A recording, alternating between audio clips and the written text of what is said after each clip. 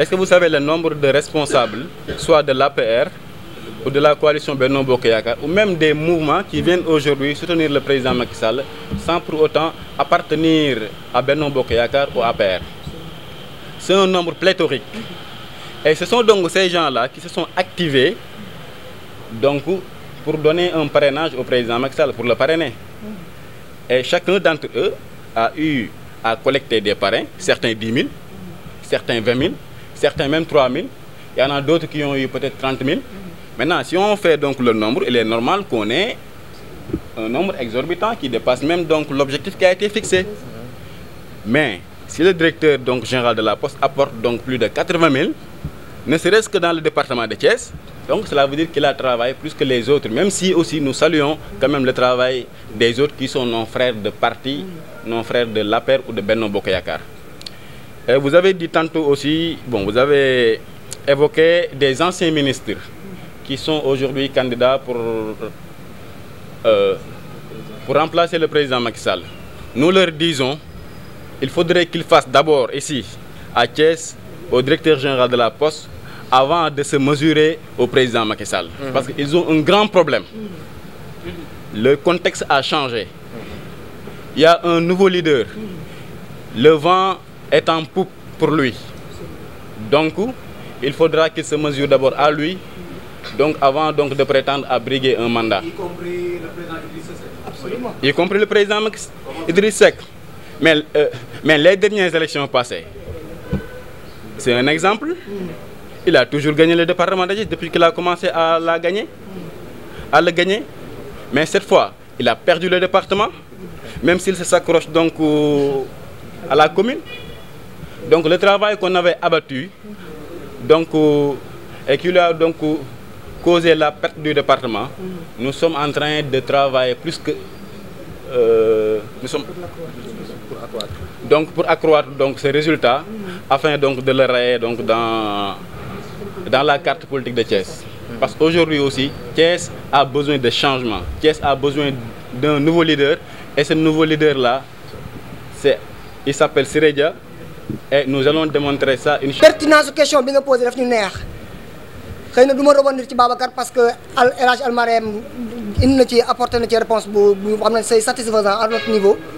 Donc cette question que vous posez, il faut voir que xar kanamu mbirum manam coppiteefu politique gu Thiès moom moo ko indi noonu parce que da nga junj ne 81 000 wala 80 000 la Idriss Seck amoon ci bañ dem ci législative yi nga ni bii paa nag Siré Dia moom moo jël 81 000 yooyu kon cela ce qui veut dire que dolli na ci moom beneen 1000 Thiessois yëpp dañu ànd gëm ni ki nga xamante ni moom moo nekk seen wet ni ko Almarem waxee léegi guddeeg bëccëg nekk seen wet di leen taxaw seen bëgg-bëgg di jàppale ndaw ñi ci wut xëy accompagner jigéen ñi tamit ci seen financement yi accompagner tamit ASC yi kooku moom mooy ki nga xamante ni moom moo fi war a taxaw tey pour accompagner leen ñoom ñëpp pour que tey la fañ mbébét ba président Macky Sall am tey pour que Thiès ak région yi mel ni Thiès yëpp yi composé Sénégal dem ci kanam ñooñu ñu dénk leen ñu mel noonu mooy Siré Dia donc li mu wax sànq dafa doy c'est 80 000 yaa ko wax léegi 65 000 la ñu doon laaj Siré Dia à lui seul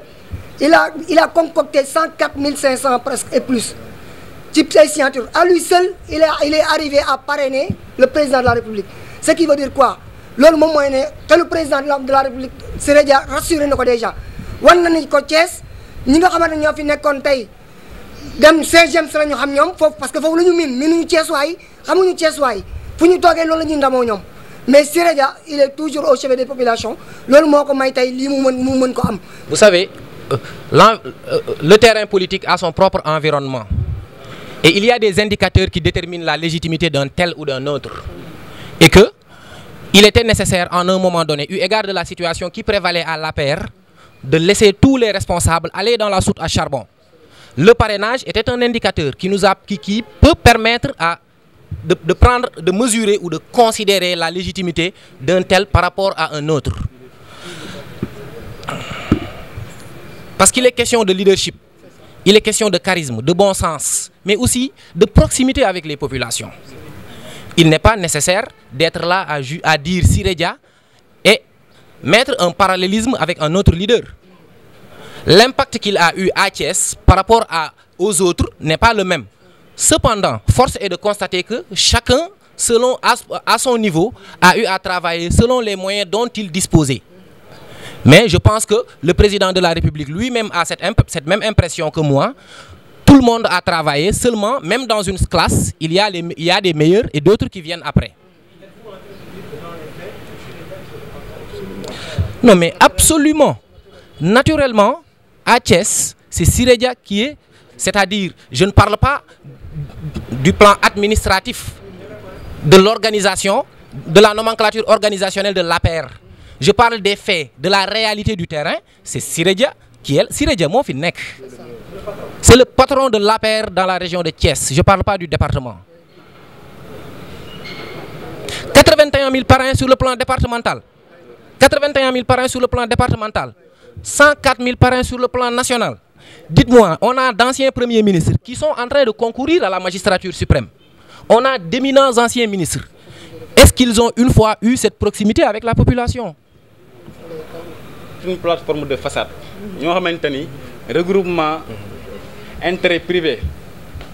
Groupement d'intérêt privé. Ndax li tax bu ñu xoolee ñi ko composé dans un passé récent ñoom ñëpp kenn ku ci nekk yaa ngi doon tiimal sa mborom am na ci ko xamante ni fii la taxawoon Thiès mu ni ki fi nekkoon dafa doon def mal gouvernance moo jaay suuf si mooy dagg terrain yi mooy jël xaalis bi di ko détourner di ko def faneen. am na ci koo xamante ni également bi ñu nekkee ci gouvernement président Macky Sall gis nañ fi benn premier ministre ak benn ministre bañ naan sax ministre ba dafa démissionné wala démissionné wul parce que lan pour des questions de mal gouvernance donc duñ fi nekk di tudd ci tur maintenant ñooñu nga xamante ne nag ñoom jubawuñu woon et non loolu nekk loon ay problèmes subjectifs mais des problèmes objectifs la ñu waxoon mais c'était une question de principe ñooñu tey ñoom ñoo regroupé wu ni yaay dañuy taxaw pour daal di donc sécuriser élection yi ndaxte Sénégal ni ko Macky Sall yoree donc jaarul yoon donc ñooñu man dama jàpp ni comme ni ma ko waxee rek li leen ñor mooy seen intérêt privé pour lan daal di enrôler ay sénégalais waaye nag sant yàlla ndax sénégalais yi ñoom yaakaar naa tey kenn mënu leen a nax. mooy li ma doon wax léegi rek candidat opposition bi ku ci nekk ku mu neex démocratie moo ko maye daal defe naa dañoo nekk ci réew moo xam ne ak yelleef yi dañ ko war a respecter et que ku ci nekk am nga droit am mbébét ci réew mi ba ci almuda bi di dox ci mbedd bi mais nag ku ci nekk ak li nga mën dama yaakaar ni mag du jaaxaan di saw parce que am na loo xamante ne kenn du ko naatable kenn du ko nettaliwaate mooy li ñu tuddee dama xamul nu ñu koy waxee ci olof l'expérience de l'exercice du pouvoir ñàkk a xam li mu waral ni ko olof di waxee dafa bëri tey dañu nekkoon ci une longue marche pour récupérer Thiès mën naa jàpp ne étape finale lañ nekk étape finale pour une victoire finale à Thiès étape finale lañ nekk étape finale boobu nag si expliqué na processus bi ñu jaar yëpp ci liggéeyu ñenn ñi ba yegg si fii yaakaar naa comme ni nga ko laajee combat bi mooy une victoire finale à Thiès loolu la ñu gëm ni ginnaaw bi ñu xoolee combinaison de facteurs yi am nii yëpp ak réalité sociétale bi li mu joxe par rapport ak liggéey bi ñu fi nekkoo woon depuis législative yi dañu gëm ni loolu dafay am bu soobee yàlla.